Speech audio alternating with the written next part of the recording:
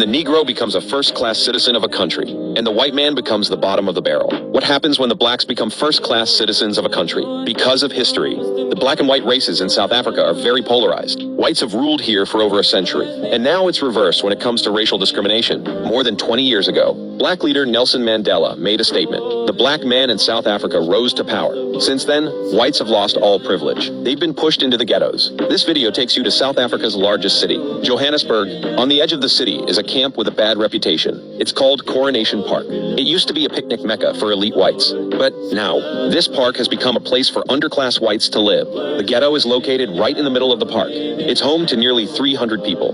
Most of them are white. There are boarded up houses and tents everywhere. There's trash all over the open space. Most of the people wander around disheveled. There's no running water. There's no electricity. Cooking is done in the most primitive way. The people here also work. They live on donations from dedicated organizations. JD, a white artist, couldn't find work.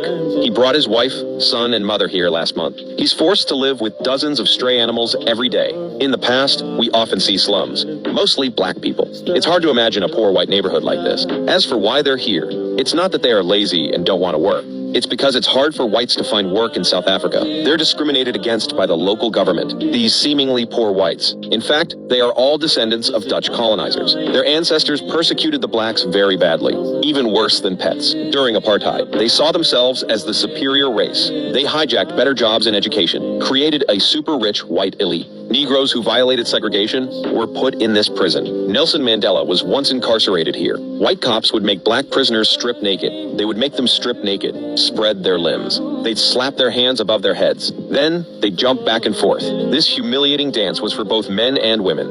If they resisted, you'll be locked in this cramped, dark room. There are no beds. You have to lie on the floor. It's like lying in a tomb. You're locked up for 23 hours a day, with only 1 hour of air. But in 1990, that changed drastically.